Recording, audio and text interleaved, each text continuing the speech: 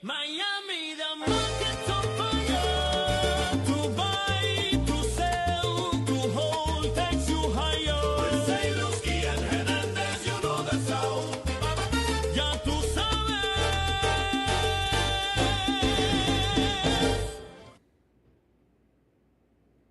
Happy Friday, Miami. This is Buy, Sell, Hold Miami, a real estate podcast. I'm Peter Zalewski, condo consultant, expert witness, founder of the Miami Condo Investing Club. Joined here by my partner, my co-host, the moderator, Daniel Hernandez from Compass Real Estate over in Coconut Grove.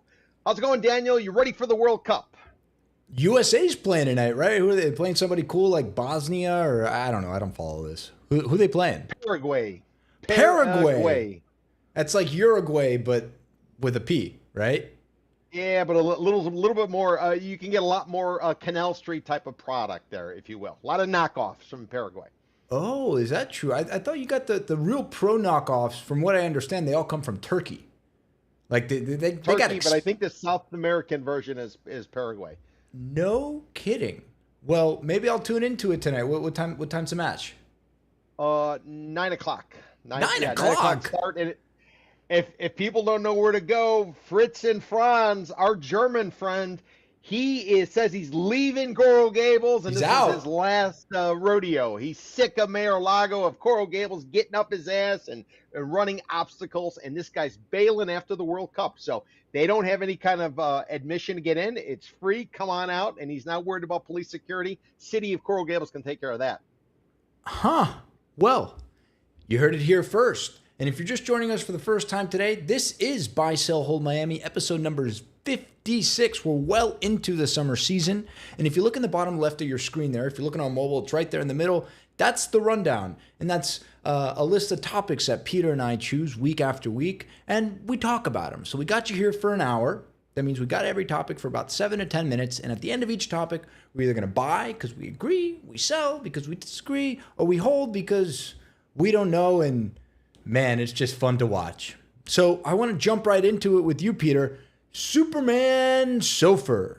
So if you guys have been following Buy, Sell, Hold or just the general market for a little bit, you might have heard us talking about the Mercedes-Benz condo building. And if you're a buyer there, you might be following this even more closely because I don't think a crane has moved on that in months, Peter. Yeah, City of Miami Fire Department. I'm sure they're well aware of it too, because remember, their fire department came down. Firehouse number 4. Right, they're working out of a trailer right now. Nothing better than being in the trailer in the summer with the humidity and the heat. Oh my God. And the hurricane warnings. So if I understand correctly, it was something like it's a multi-million-dollar firehouse he owed, and then another $5 million development contribution. So that's a whole other lawsuit that the city of Miami has filed against JDS. So JDS is Michael Stern's development company, and somebody picked up his paper and foreclosed on about an $80 million loan, another $20 million in interest. But there's a building to be built. It's 700 and something units over there in West Brickell, not to be confused with the actual Brickell, but we're west of the Metro Rail, approaching Little Havana, but let's just call it West Brickell. Is it the right site for Mercedes-Benz? Is it the right site for a Hyundai building? That is only for you to decide. But the fact is that it's not being built at the moment. Nobody's moving. So we've been speculating. A lot of people have been speculating on how is this project going to move forward. And the real deal reported on a rumor, unsubstantiated, but there's a rumor swirling, Pete, that Mr. Jeffrey Sofer might step in and help a brother out. Jeffrey Sofer, the Sofer family. Those are the ones that created Aventura. They own Aventura Mall. They own the Fontainebleau. Jackie Sofer, Jeffrey's sister, she's married to Craig Robbins. They're the ones who did the design district. Craig Robbins gets all the credit. Jackie Sofer's the backstop behind it all. You know what else about Jeffrey Sofer? A couple interesting tidbits if anybody doesn't know. He's a developer. He's put up a bunch of different stuff over in Sunny Hills Beach as well as Aventura. Like I said, all of Aventura is pretty much done by his family. Jeffrey Sofer also had claim to fame because he was married to no one else but supermodel Ally McPherson till it went sideways. And then finally, Nice. One of the best only in Miami stories you'll ever hear is about a gentleman out of Colombia who was posing as if he was a member of the Saud family, which controls Saudi Arabia. This gentleman is being wined and dined. Jeffrey met him for lunch in Coral Gable, in Aventura or Bell Harbor. I don't remember what it was. You can all look it up in Vanity Fair. And at the event, he started to get a little suspicious because this member of the Saud family, as the hustle was going, he ordered prosciutto, which is pork, and Muslims don't eat pork. Called the That FBI, was the led to a tell? whole takedown. Yes, took the That's whole like guy leaving. down. That's like leaving the peanut butter sandwich with your fingerprints on it at the heist. I think that happened. I forget. I think that either happened in London or in Belgium. These guys got away scot-free, and the guy left his half-eaten heist lunch at the scene of the crime. So the guy ordered prosciutto.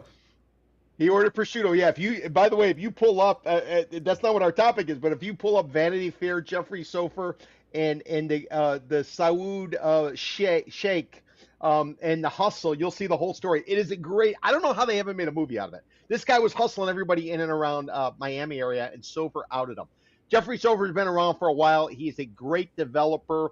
He designs buildings, or he has his architects, a guy called Robert Swedroe. He's got them designing from the inside out. So if you ever go into a Sofer building, you're going to find that it's very usable. The outside might not necessarily wow you, but the inside you're going to absolutely love. So credible developer, and also too takes advantage of opportunities. And I guarantee Jeffrey Sofer is not going to go in there and get ripped off on this deal if in fact he's the one buying the paper or going to bail out Mr. Stern, according to the Real Deal, as well as the South Florida Business Journal, who first filed that story about the foreclosure. So Pete, I was pulling back the deal economics of this, and so this was city land. This is, why he owes them this fire station. So the land basis, or at least part of it, is $23 million purchase city-owned land that they took down back pre-COVID in February 22. And reportedly, this is a $2 billion sellout. Now, they only have 20-something% of the units sold, so call it $400 million and change. But if you can build it, I guess what I'm asking you, Pete, is if you build it, will they come? Will they come to West Brickell? You think anybody's... I mean, listen, what are your amenities in West Brickell? One, you got a park located immediately. A really nice new fire station. Yeah, well, if anybody doesn't know the site, so you got Coral Way, which is going to be effectively to the south. To the north, you're going to have Coyote or 8th Street. How do you know where you are? You'll see a Wendy's. You'll see an Ace Hardware. There's some affordable housing that the Related Group is putting up. On the other side, there's a gas station. You'll have a Walgreens as well as a Publix supermarket. This is a inferior location. It's probably a C- location. Can you populate it? Yeah, but what are you populating with? Primarily rentals. Walk around, drive around that area. These are all rental buildings in and around there. I think Domus is putting up one. There's a project called Brickell 10, which is off of 10th Street. But basically, this is the low rent district of Brickell Avenue area. And, it's good for what it is, but Mercedes-Benz brand, I'm not necessarily sure if that makes sense. But however, if Jeffrey Sofer is able to get in and take a piece at a decent price, he's probably going to do okay. I don't know about the original developer, though, Mr. Stern. I think he was a little bit over his skis. Now, if he would have taken the Mercedes-Benz project and done it on his other site, Michael Stern's other site, which is a Dolce Gabbana right there on Brickell Avenue, you probably got a better chance. But, if I were a betting man, I would take the under on how successful this project is going to be. So what else is Stern have in town? He's got the Dolce & Gabbana project, which I haven't heard a peep out of. He's probably just busy with this Mercedes-Benz, which, by the way, one Sotheby's sued a JDS affiliate for allegedly unpaid commissions and expenses to the tune of something like $500,000. So I'm a broker, you're a broker. A lot of product out there, a lot of pre-construction product. You shuttling anybody in the direction of Mercedes-Benz right now?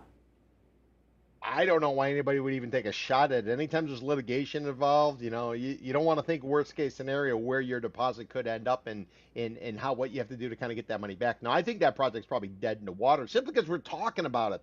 Unlike what you hear in the White House when you want a lot of publicity, and all publicity is good publicity, for a developer, this is not good publicity, talking about who owns the note, is there a foreclosure, blah, blah, blah, blah, blah, blah. And, if you're a would-be buyer, if you're a would-be buyer, do you just come in and say, okay, you want $800 for this? I'll give you $350. You potentially could, but the problem is, can the developer get it over the finish line? Because when you're buying pre-construction, you're purchasing a futures contract. and you are betting by the time the product comes online, the valuation is going to be much more than what you're paying today, and that is your incentive to get in. A lot of the people who probably put down their deposits, they got some heartburn right now, is what I would sort of say, just given market conditions as well as everything that's going on. You do not want to see your project in the headlines unless it's some developer out there blowing smoke about how 1,000 people a day are moving to Florida and we're the gateway to Latin America. When you hear this type of discussion, it's never going to be good. It's never going to be good. Would you rather be holding a reservation here or at the Addition? Probably the Addition, because the Addition's deeper into it, and you probably got a better chance of getting your cash back sooner rather than later. Assuming. What do you mean the Addition? The Biscayne 21 is still standing. At least they got a hole in the ground over here. Yeah, they do have a hole in the ground. Boy, that is a tough call. Listen, if I was a owner, if I had put down pre-construction deposit, I would probably look at some sort of way to exercise my right to go to the courtroom and kind of figure out a way, because what developers don't want in a situation like this, they don't want the momentum to build. So maybe somebody will suggest that they're going to sue for some reason, and the developer doesn't want to get out, so they give them some cash to go away, make them sign an NDA, and none of us know any better. So if I was one of those buyers, I would definitely be evaluating what my different options are, because going forward, you're basically just this is a standoff. I don't see how this thing is going to blow out. And then if you do have Jeffrey Silver step up and actually backstop it, that's probably a good sign. But still, you got to construct it. One thing to remember, everybody, when times get tough, developers make adjustments. The best story I ever heard, there's a project over across from Bayside Marketplace over in downtown Miami on Biscayne Boulevard between 2nd and 3rd. That project was supposed to be floor-to-ceiling windows. You walk in that building today, it's called Biscayne. It's sold in bulk. It was out of the bankruptcy court. You walk in that building today, you will have a waterfront location view. You don't see the view till you go on the balconies. Why? They had to change. They had to go from floor-to-ceiling windows to effectively apartment-style windows you would find in Kendallandia out in West Miami-Dade County. So keep in mind, when you got financial issues, they're going to adjust because they need to hit a certain profit margin if, in fact, they can be profitable. And what does that mean? That typically means you got to dumb down or you got to reduce the construction cost. So maybe it was supposed to be glass. Maybe you got half glass, half cement. So stuff changes. But when you buy pre-construction, you're buying a futures contract and you're betting that the price in the future is worth more than it is today. And on that side, I would be a sell, sell, sell. So let me ask you something, Peter. You've been around the block a few times. What is Sofer getting out of Stern that makes this so attractive to him, or potentially attractive to him? Is he just gutting his equity? Good question. Purely speculation, in my opinion. But what I would imagine, if I were going to collateralize this, I would probably want some other stuff too to backstop it. I'm thinking maybe if you had a site on Brickell Avenue, that might be a pretty good tandem, if you will, in terms of collateralizing how much money you're going to be owed. I think they did demolition at the 888 site, right? Where Dolce & Gabbana's going. Good question. I don't recall. Last time I was sort of walking around, there was one of my tours, and that was back in April. So I don't know if something has changed since then. Superman Sofer, you think he's going to swoop in and save the day? Yeah, I always say you bet the horse, you bet the number, you bet the jockey. I'm gonna bet the jockey. So if Sofer's in, I am pound the table behind Jeffrey Sofer, because he's been around, he's seen it all, and he doesn't talk a lot. He's not out there doing podcasts, so he's in really good shape. Unlike some of our other developers, he could come on and do a podcast. They won't talk to us. I think it's because we're a live show, Pete. Could be. Raskin came on. Jeffrey Sofer, come on out. Come on, let's get on the show. I've met you. I know you. Come on the show. We're nice. But he's actually a pretty smart guy, Jeffrey Sofer. He's kind of low key, but he's a really smart guy. And I'm not blowing smoke because I want him on the show. Just honest take on it. All right, you're a buy. I don't know him. I don't know if there's any substance to this. I'm gonna hold. But if he goes in, hey, that would be great if you're a Mercedes-Benz buyer, because then you got somebody who's actually going to put something up and not just push dirt around. And City of Miami will get their fire station, maybe by 2032. At some point. All in on Alapata. So for those of you who don't know where Allapattah is, I'm going to pull it up for the gang. But Allapattah is a little community just, southwest of Wynwood? So it's on the other side of the train tracks. And when I say the train tracks, I don't mean the actual train tracks. I mean our train tracks, which is I-95. So it's just right up in here in this little elbow, right? So you got the Wynwood walls. You see that marker there. And then if you go south and you go a little bit west, that is Allapattah, right? You got the hospital, Jackson Memorial, the Health District. And historically, this is where they would pack fruit. It was a fruit and pork, and it was a warehousing district. It was a transit center, because if I remember correctly, this was in and around where the Flagler Florida East Coast Railroad terminus was, right? It was Seaboard Air Express, which was basically, if anybody doesn't know, Henry Flagler's FEC lines, which are basically what Biscayne Boulevard runs off of. That was the bougie rail line. Then they brought in a cheaper competitor. I'm not going to say Spirit Airlines, but they brought in a cheap competitor out of Virginia that was targeting more the working class stiffs, if you will, and also hitting the agriculture people. So they brought in the tracks there, and that's where the station used to drop off, right by where the Miami baseball stadium used to be located before they unfortunately tore that thing down, right there off Northwest 7th. So, yeah, Allapattah was working class. When you got on the other side, 95 near Wynwood, you got more into the bougie, old man Flagler stuff.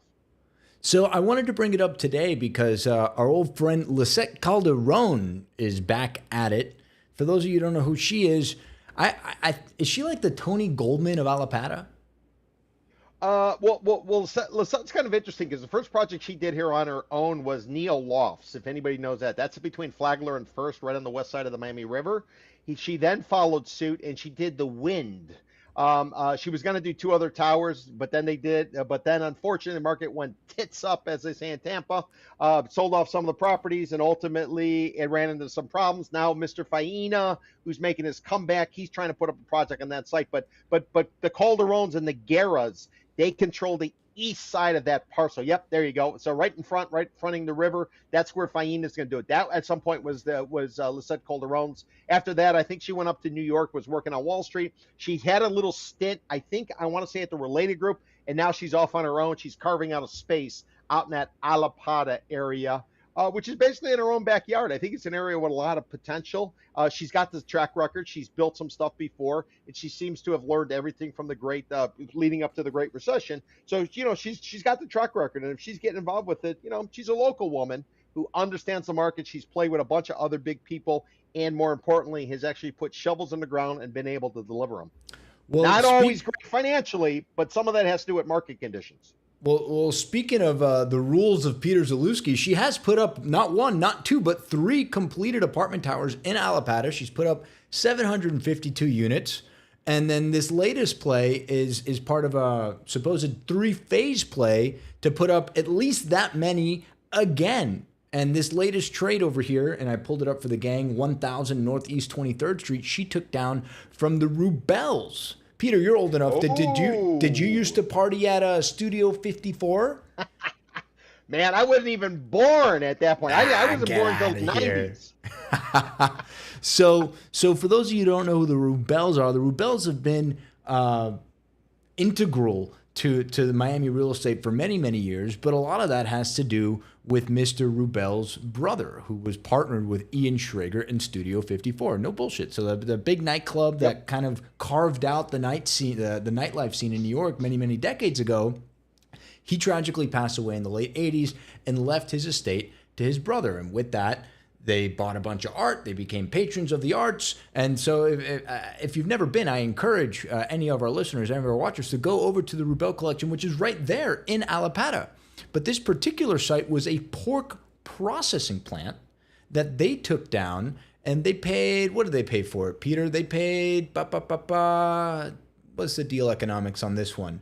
$5.35 million in 2021, and they sold it to Lisette for $15 million. That's not a bad return on your money in a few years. So she wants to put up hundreds of multifamily units. She sees this sort of as the future. I guess, now that I'm saying it out loud, I think you're going to either be an Allapattah believer or you're going to be a Little River believer, because there's so much workforce development going on in Little River. You got Swerdlow and then the Spanish guy with Hugh Hub, and that's one submarket. And then you got this. But what this has that Little River doesn't have is that it's adjacent to the University of Miami Health District. So you got nurses, you got people with money who work, not very far away from here. Not to say that the need doesn't spread around, because we have such a lack of affordable housing here. And I'm not saying that that's necessarily what Lissette's building,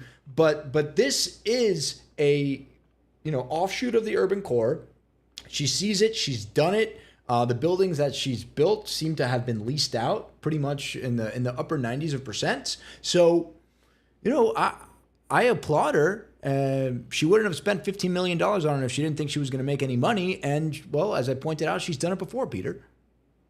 Well, she has done it before. Let me throw out a couple things about Mira Rebel. Mira Rebel pretty much was the face, and then the kids got involved.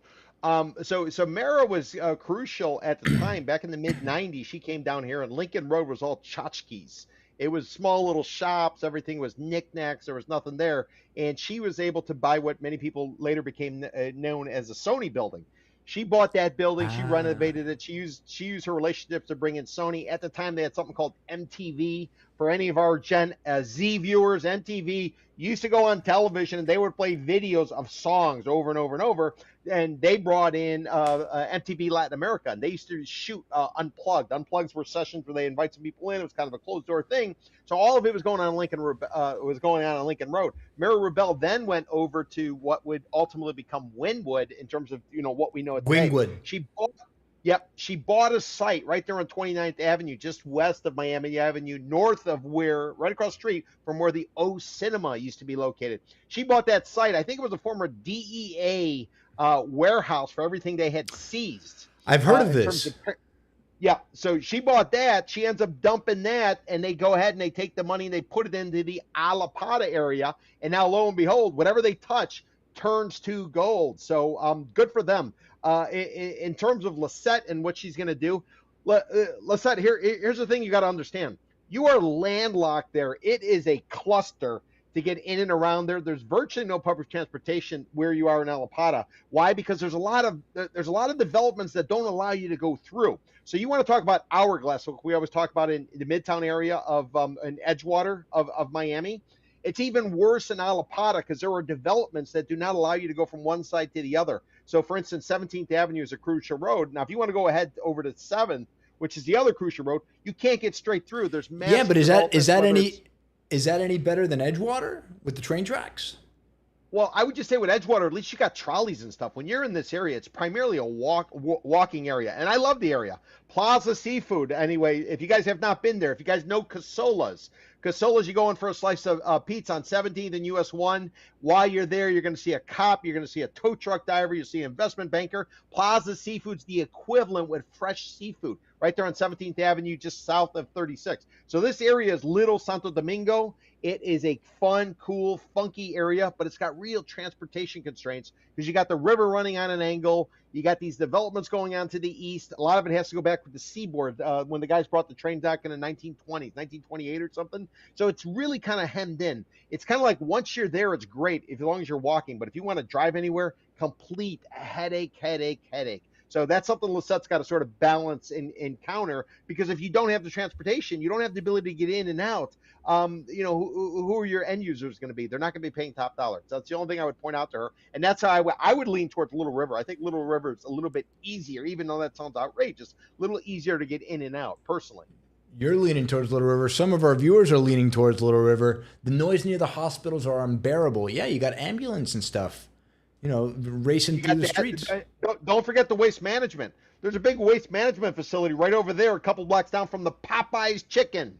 And don't forget too, we also got there's a gas station, a former gas station. I guarantee that land has not been remediated. It's got a camel standing up at the top. I forget what Sunoco or something, or one of these gas stations. Oh, I know exactly what you're talking about. Of course. And you got the cheap fashion district. Anybody looking for polyester? They dominate the polyester market right there on 20th Avenue, right before you get over to where the metal recycling places, right down by Miami Casino. all of that in there. It's a rough area. It's a gritty area. I like the potential at the right price. If they're charging too much for it, it's going to be not necessarily a good situation is what I would say. But Little River, I got to lean Little River at this point. By the way, that Camel place, they got a Cuban bakery in there that's supposed to be fantastic. Yes. I've topped off over there. Yep. All right. So are you selling this all in Alapata?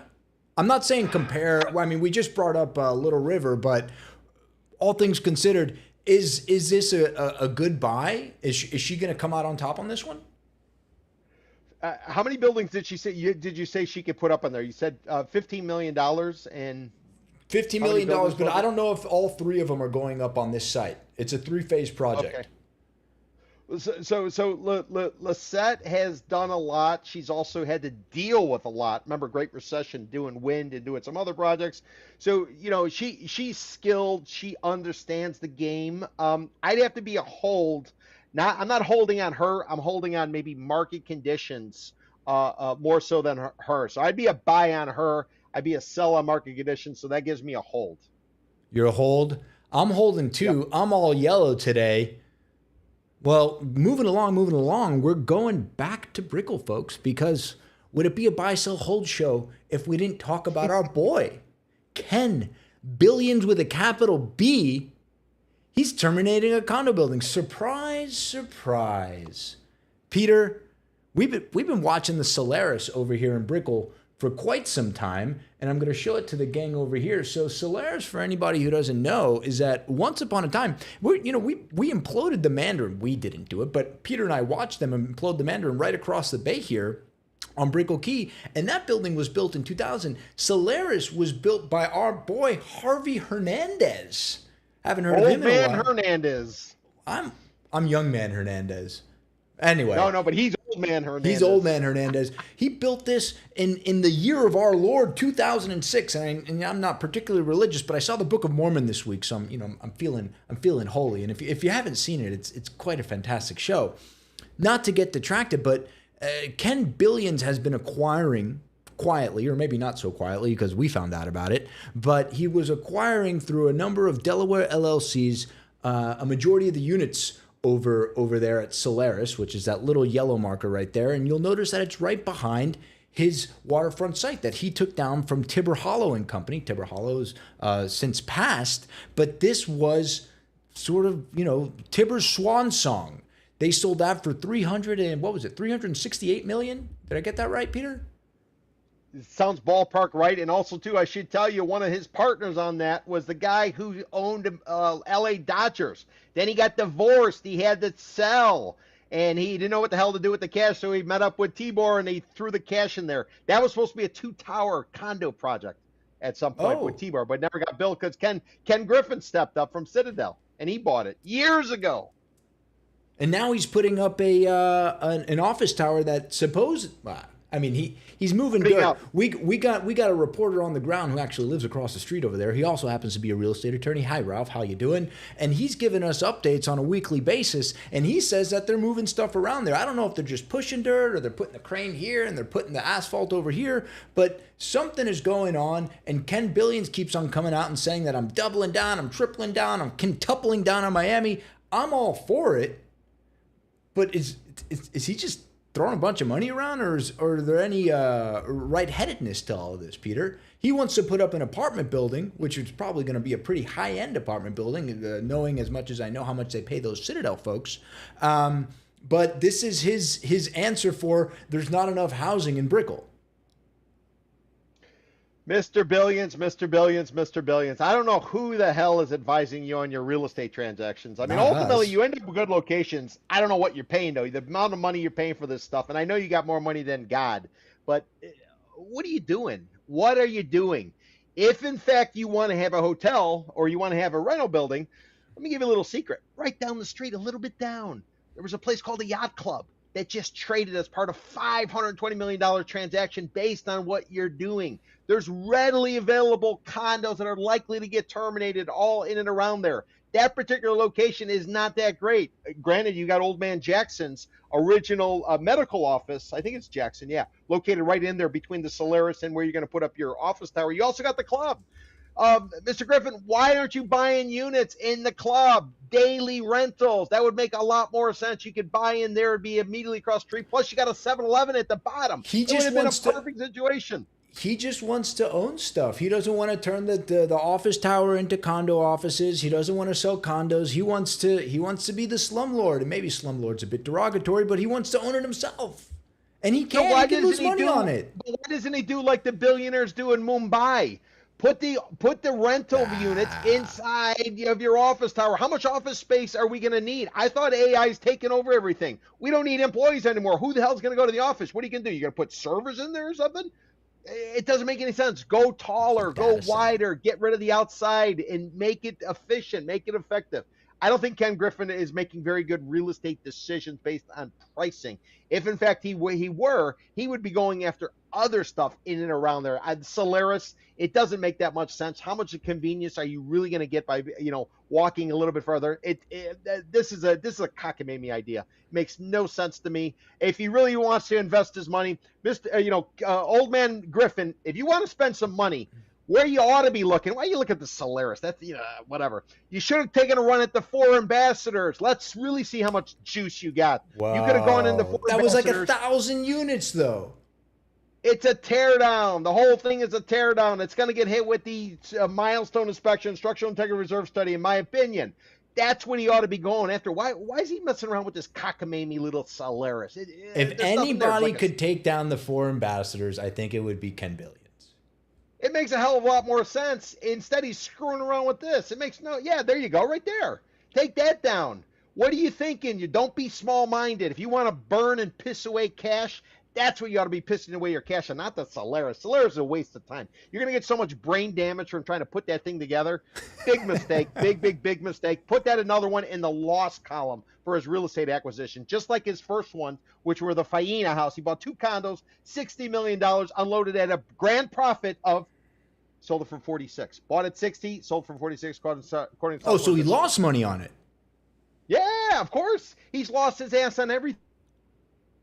Everything he's buying. He also bought when he bought Adrian Arsh's buildings. Remember, he's got the old house that's historically significant based on the he wanted to move the William Jennings Bryan's house to Overtown. Yeah. And he hasn't been able to do anything with that. The guy's just burning cash. He's not making shrewd decisions. Go for something strategic. If you want advice, invite Daniel and myself. We'll go to lunch. You're paying, and we'll explain it to you. Because whoever the hell you're using, I don't think you got the right people. So reportedly, per the Real Deal, they bought all of the units. So it was 22 stories and 140 something units. So it's a small building. It's a small building. It was built in 2006. Effectively apartments. Yeah, it's like an apartment building. It's one of Harvey's first projects. Harvey also did something similar up in Edgewater. I think it's called Gallery Art. I think he did the Gallery Art project. It's all the same. They're cookie cutter types of stuff. Not going to wow you. The location is not necessarily good. It doesn't make sense to me. It does not make sense to me why he would waste his time on something like this. So I'm looking at it now. I didn't pull all the closings because I don't think they're all in the public record yet, but it looks like from what I can see, 500, 550. He paid 700 Daniel, for one of them. while you look at that, can I make a comment? Yeah, go for it. Oh, Peter, you're doing something to your internet and you just went kaput. So I'm just going to have to MC. But while we're looking at that, while Peter comes back to us, it looks like he spent, I'd say probably he spent somewhere in the tune of 85 to 100 million for this, which for non-waterfront, it seems like a pretty good deal. Oh, we finally just lost Peter. He'll come back in a second.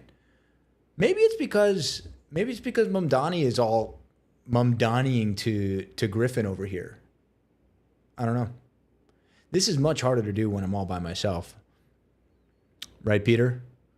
Peter's still not here, is he? I would like to mention, though, Peter did talk a little bit about this Oak Row Equities piece, which is right here. So you got the mark here. So right here is the Ken Griffin site. Then you got the mark. Then you got, there's Peter. He's coming back. And then you got the Oak Row Equity site. Peter, what did you do over here? I got too excited about Ken Billions. You Too ripped your excited about internet? Hey, can I make a comment before we move on from this thing? Yeah, I man. got one more thing I want to get off my chest. Tell me. Can I go? Yeah. All right, all right. I want you to take that video you got there right now. See where you're showing the $520 million site, the three buildings that I traded. was just talking about it when you were away. Okay, so zoom out a little bit. Just pull out a little bit. Just a little bit. All right, there we go. Zoom in a little bit. See the tallest building of them all standing there? That's something called a panorama.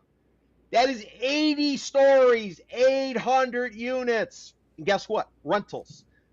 Old man Griffin, what the hell are you thinking? You got 800 units in one building. And by the way, 0.5 dogs and no green space. You got 800 units right there, which is what, 2 blocks down from where he's going to put his rental? Who's advising you? You're getting bad intel about your real estate. And I don't know who the hell your real estate people are, but I guarantee they're parachuting in from outside and they don't know anything about this particular market because you got 800 units standing there. 2 blocks down, you're going to build what? A rental building. That makes a hell of a lot of sense. Maybe it's going to be exclusively for the Citadel guys, and he's going to rent them for $20,000 a month for 1 bedrooms.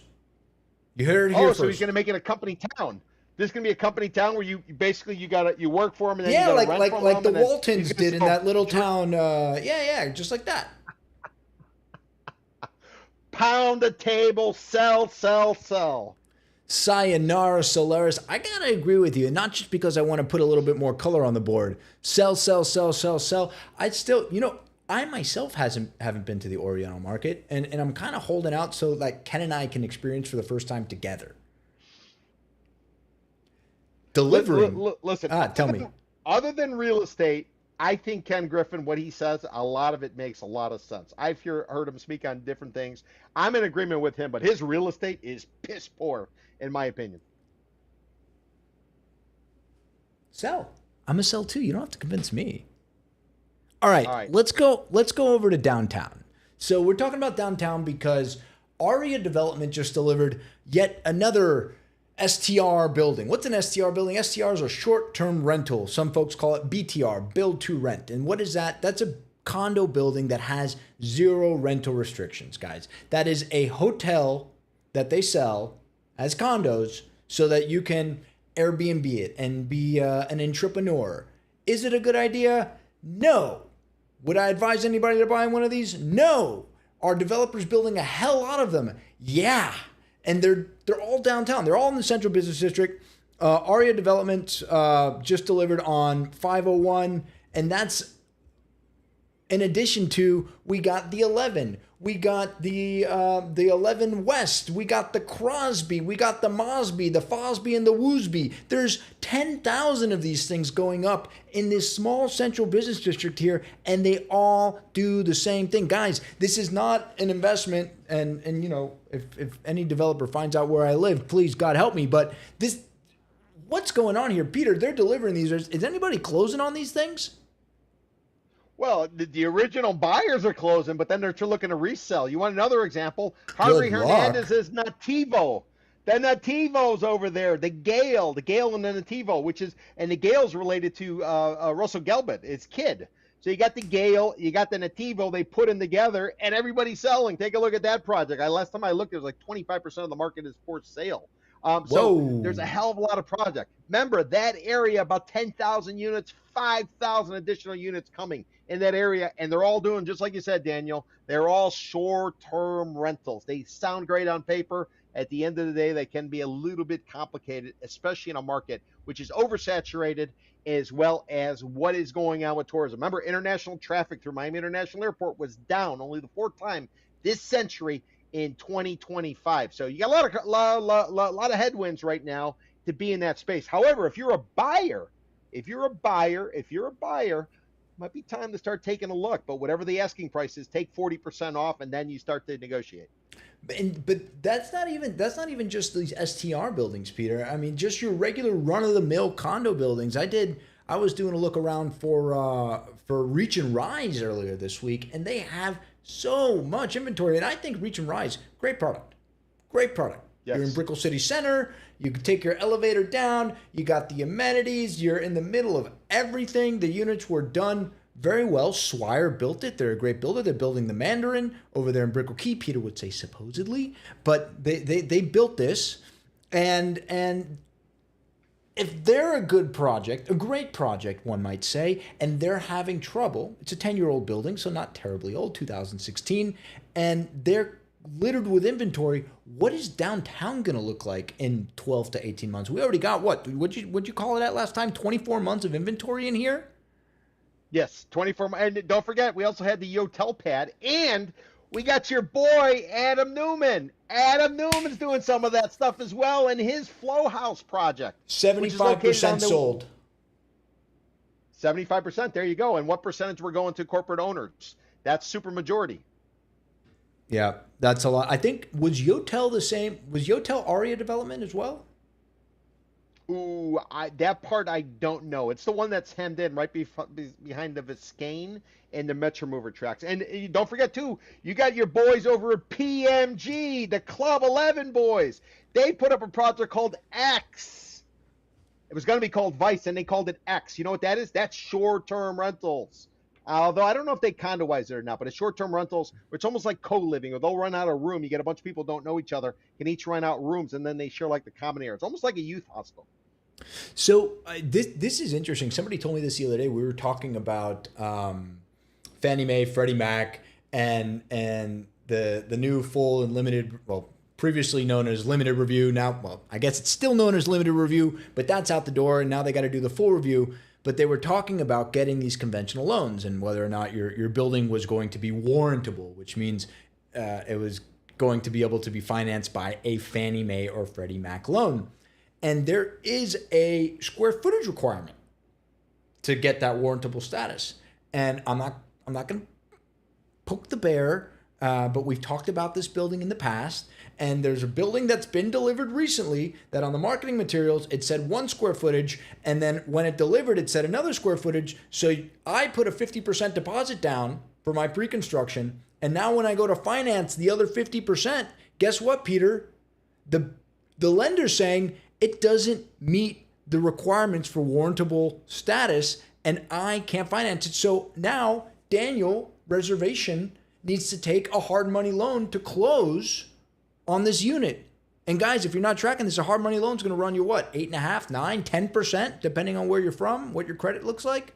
So this, it's starting with one handle. There'll be a one handle on it. That is telling, and that's one developer, not going to say who they are, but that is what I've been hearing through the grapevine, and I guarantee you it's not a unique situation. And and everybody's got to pay attention to that. If they're buying pre-construction, when they're marketing the information, what they're going to tell you, generally speaking, they'll talk about like gross, so they'll talk about architectural rendering in terms of the square footage. Typically, there's probably about a 10% spread or fat that's going to get built in as to what they show you, which will be inside the walls, versus what you get, which is inside the walls. So what do I mean by that? If you can take your outlet and you can plug it into the, your appliance, you plug it in the outlet, that's going to be inside. But what they quote you on is on the other side of the wall where your outlet, where you can't reach it, where you're actually plugging it into, the wires that connect to that outlet. Oh, is that the game? And yeah, that's how they do the spread. And this way they're able to bring down the price per square foot. Generally speaking, about 10%. I've seen 7, 10, 8, 9. But when you're talking 11%. about a unit that is 400 square feet to start with on the marketing materials, 10%. I mean, you really notice the difference between 350 and 400 square feet. Well, but think about it this way: if you're getting 1,000 a foot, and you say, "Oh, we can undercut everybody at 900 a foot," you see what I mean? No, absolutely. All right, delivering in downtown, Peter. I mean, they're delivering. I think I know what's going to happen. I'm a hold because I'm sitting back and eating my popcorn and saying, "I told you so." But this is something to watch. Is this delivering in downtown, or is this deliverance in downtown? Referencing the movie. Damn. Bum. Yeah. No, I think the Central Business District, if you are an investor looking for deep discounts, this is primarily going to be where you're going to be playing. So on the south side of the central business district, you'll have the Honeycomb building, which we all know is the U.S. Bankruptcy Court, and then on the north side, you're going to have all kinds of stuff to kind of run at. So that's probably where you're going to be spending your next couple of years. So you buying, selling, holding? I'm ask it in a way that's a question that I could answer it. Like I am bullish on the area from a buyer's perspective, and I am slam the table, pound the table, sell from a bearish on a seller's perspective. So let me present it in a more buy, sell, hold matter. Developers are delivering what was promised downtown. I guess if I put it like that, I'm a buy, because yeah, put like that, 100% I'm a buy. Yeah, I mean they're delivering them. Buyer beware, and frankly, folks, get a good advisor. That's what Peter and I do. And Daniel, just for shits and giggles, maybe President Donald Trump will build his Trump Presidential Library. He could bring additional units. We could use another 2,500 units there. That would be heaven sent. And then Mr. Witkoff, in between negotiating out in Iran and the Middle East and everywhere else, maybe he can also build too. Let's just add to it. Let's just make it a full-fledged party, a kumbaya party where all the developers get to hold hands and they talk about how they rebuilt Greater Downtown Miami's Central Business District. How's that Julia and Henry's place doing, by the way? Not good. Ooh, I think it's a ghost town. What is it? $15 for 3 tacos or something is what I heard. So I don't think anybody's going. I keep on seeing stuff on social media. It's a complete and utter ghost town. I don't know how many tens of millions of dollars I spent in there. I'm getting sidetracked, but just downtown is. They put an Apple store in World Center, which I guess is good. They got the Lucky Strike, which is fine. Parking's a mess. But I guess we got to circle back to Moishi Mana. I want to see what old man Mana's up to now. We got to have him on the Higgins, show. Our new mayor. We got to have him on the show. Yeah, we got to get Moishi on. All right. Well, speaking of mayors, it's not Eileen Higgins we're here to talk about, but Fisher Island is Mayor Levine Cava's eminent domain. So if you've been watching the show, folks, Fisher Island, well, let's talk about the port for a second. So Port Miami is the only super awesome large port in the world without fuel terminals on site. The fuel terminals are actually, in fact, on a little island just east of the port, and that little island happens to be the most exclusive, most super duper, most expensive zip code in the entire country. And we're talking about Fisher Island. And if you look over here, those are the fuel terminals right there. Quite the eyesore if you're living in a $35 million house, right? Well, the folks that owned it, it was privately owned. It wasn't owned by the county, despite it being there for like 100 years. They put it up for sale. They put it up for sale a couple of years ago. They were asking $200 million for it. And the county, despite knowing that the port contributes something like $61 billion to GDP here, which, guys, that's a lot, they didn't buy it. You know who did buy it was a group, that related group, George Perez's group is connected to, and they picked it up for $180 million, and they have plans to build a big poppy, super duper, tens of millions of dollars worth of condos. Well, county needs it. And if you look at the port over here, there ain't nowhere to put fuel tanks.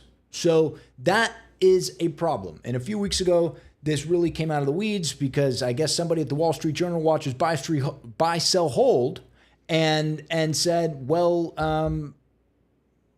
county's got to buy it. And so there were rumors saying that there was a $400 million deal on the table, and that would have been quite the windfall for Mr. Perez and companies. But the mayor pulled out, probably because she watches buy, sell, hold, because Peter told her to definitely not do that. And so now the news is that they're going to go through the eminent domain process. I'm not an attorney. I don't know anything about this. How do they value this thing, Peter? Or do they just give Related what they paid for it plus some interest? Is Related going to come out and be the good guys and say, hey, you know what? We're from here. We're going to do this for the city. What is going to happen here, Pete? Well, and you didn't mention the firings or the resignations that also were involved here. They put Jimmy Morales' head on a stake.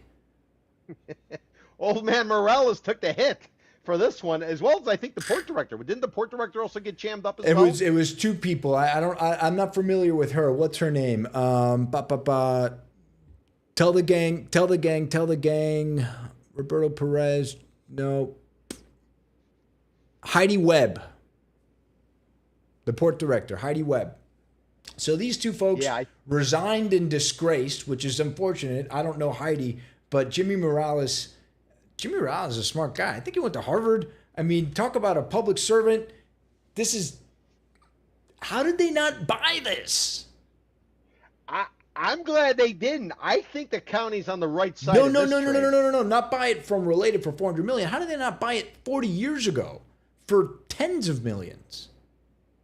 Yeah, well, okay, so let's go back. If we go back to the 2000, remember, city of Miami was the poorest big city in the country, according to U.S. Census Bureau. That's you didn't right. really have the data. It wasn't until Manny Diaz came on with his Miami 21 plan that ultimately came forward that they started to fill in the donut. It was no-go area. You had Camille's house, what's now Freedom Park. That was Bicentennial Park. That's where all the homeless people would either hang out or they would sleep. This was no go. We didn't have the cash coming in. The only place that's throwing off cash in Miami were pretty much like maybe the Grove. The Zion District was nothing. There was no the beach. LVMH. It was the beach. Yeah, exactly. So you only went to the beach. Maybe you went to the Grove. You went to South Miami. You went to Aventura. So you had nothing there, and they didn't have the cash. So I think for the longest time we were sort of jammed up. Then we got hit with the Great Recession. And we made that brilliant decision to go ahead and build that ballpark, which is going to come in Marlins Park, which will come in north of $1 billion when it's all said and done. So I think we spent the money elsewhere, and this wasn't necessarily anything that made the most sense. Because Fisher Island, listen, they're trying to hype it up, but you got a lot of dogs out there in terms of these buildings. A bunch of old condo product. They're putting some new stuff on the north side of the island. But I don't know. I think Fisher Island's a real FOMO type of thing. They talk more so. I don't know if you've ever been out there, Daniel, but I would never, ever live there. Not that they would take me. I wouldn't live there. It's a pain in the ass to take the ferry over. Then when you get there, you got to park your car. You can ride around on a golf cart and, anything you want to do. I mean, good luck with Uber Eats. Good luck with Instacart. Good luck Uber with any Eats. Of that type of stuff. You got private chef. Come on, Peter. Think big. Dream big, baby. Yeah, but okay, so dream big, but then you go inside these condos and you're like, dude, this stuff is so old. I've seen nicer stuff in Kendallandia. Well, it's not all super old. You got Palazzo della Sol, Palazzo della Luna is newer stuff. The stuff on the south side of the island where you can actually get a deal, that's the old stuff, right? Yeah, as well as the west part of the island. Yep. Right. Down here, this is what we're talking about. This is like old Fisher Island, and then you got Palazzo della Sol, Palazzo della Luna. Yep. You can't see it on Google Maps here, but that building is topped off. That's almost done. I think they sold a pair of penthouses there to the tune of about 150 mil. And then the new project that they want to get rid of these fuel tanks for, fuel terminals, fuel depot. I'm not an engineer, but that's just what I'm going to call it. They're going to put more here. And then there's 35 million villas going up here. So there's a lot of money going in here, but are they reselling? Are they retrading? You've done a few studies and all the flags point to no on that, right? No, Fisher Island's the worst market in all the land in terms of condos. We tracked 23 markets. It is the worst. Everybody's selling. Nobody is actually getting a buyer to come in and transact. They all got stuff for sale. They can't unload it. They probably bought too high in 2021, 2022, 2023. So, it's a different market. But in terms of the priority of the fuel and stuff like that, if I'm the county, the only person who ought to be sweating is George Perez and his kids and the people up in Chicago put their cash into this. There's no reason to rush. Take your time. How are you going to retrade this? You're going to go ahead and you're going to take it to Wall Street. You're going to sell it abroad. And then they do their due diligence. You know what they're going to find? Oh, the county might take it in eminent domain. Who's going to step up and take these guys out? These guys got themselves, they're a little jammed up here because the county at any moment can go forward, and that thing is going to take forever and ever and ever and ever and ever. I'm saying, sorry, go ahead. No, I was just going to say, I think the county is well positioned. Jimmy Morales, I think it was the right play. Don't move on that. He knows he's holding the trump card at any moment. I mean, or the domino. Card. He's got the right down. Any moment, they get to slam it down, and there's nothing Related Group can do other than generate publicity. generate publicity, make it like a firestorm, like the county officials are dumbasses, and put the attention on it. But I think Cava's playing it right. I think the port's playing it right. And I think the people on the wrong side of the trade are the ones who actually own the polluted dirt, because you know that stuff's going to have to be remediated, in my opinion, but I'm not a scientist. But if you got tanks of fuel, there's got to be some kind of leakage along the line. Ooh, you know it. And it's like 200 feet away from the Fisher Island school, by the way. You know there's a school on Fisher Island, right? Oh, no, I did not realize Oh yeah, that. yeah. Wow, So okay. by the way, there's another stakeholder in all this, right? You have related and affiliates who bought it. You have the county and the constituents, the taxpayers, because ultimately, if we would have paid $400 million for it, we would have paid $400 million for it. All in the meanwhile, City of Miami, Eileen Higgins wants to take out a $450 million bond. By the way, worth mentioning that Mayor Higgins, when she was Commissioner Higgins, this was for sale. This was her backyard. So, Mayor Higgins, what have you got to say about this? But it is worth saying that the FCIA, the Fisher Island Community Association, they don't like these any more than related, and they're standing to benefit from the redevelopment of this, because part of the redevelopment plan is that the developer contribution would be a 4-acre public space, 4-acre park. And well, now the county's saying, hey, you can't take these away. So Fisher Island Community Association is actually on the side of the developer. They are yimbying this along. Which is kind of brilliant, and I think it kind of describes what's going on in today's economy in the United States. You got this K economy. You got the people on the top side of the K. You got the people on the down side of the K. The people on the down side of the K are talking about pitchforks and torches. They're not necessarily paying attention to what's going on the high end, other than SpaceX, other than Anthropic, other than OpenAI. But all the other stuff, they're bitching and moaning up a storm. So this is a situation. I don't think Fisher Island Community Association, they're not getting any sympathy on the street.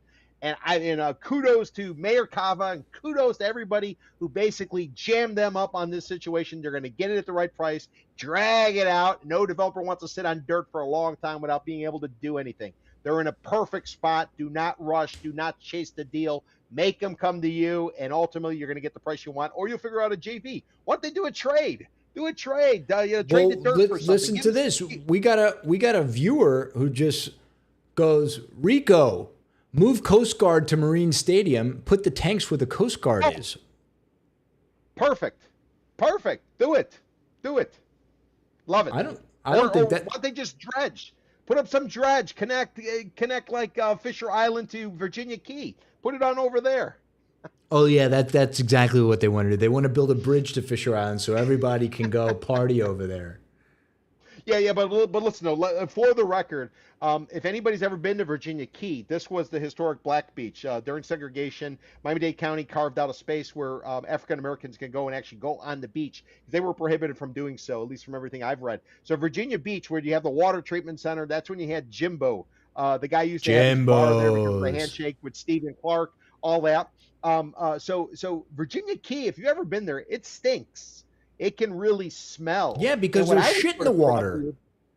Well, if you've ever gone down to Mount Trashmore down in Homestead, and then they build all these nice communities, so don't let them make you think Fisher Island is perfect. It's right next to a real smelly water treatment center. So as posh as they want to tell you it is, you can still smell it when you're on Fisher Island, is what I would argue. Just like when you're in Homestead, you can still smell Mount Trashmore. So we got to bring a little balance to this marketplace. This thing might be perceived as being this pristine type of location, but I've been there. I'm not impressed, and there's a lot of old product on the south and the west side of that island.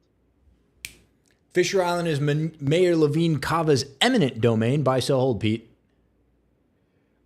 I think I got to be a buy because I think she holds all the cards. I think she holds all the cards. I agree with you. I listen, I have my choice words about Mayor Levine Cava, but in this particular scenario, in this particular situation, I think she's doing the right thing.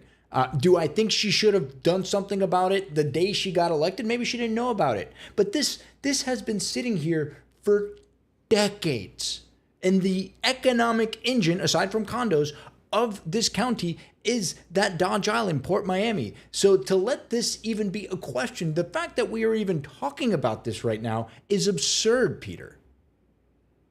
It is absurd, but it also shows that there's an opportunity. Whatever the Chicago group is that came in and bought this and decided to bring on the related group, who's obviously well connected because they put up so many towers in and around South Florida, they must have saw that as maybe their exit strategy. Maybe that was the play coming in.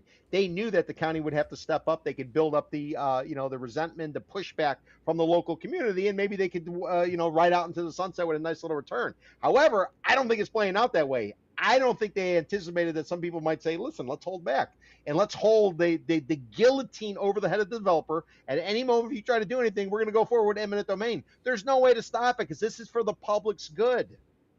Well, if the property appraiser has anything to say about that, Mr. Thomas Regalado, Related might be in a little bit of trouble because Thomas Regalado put that Trump site at what, $67 million?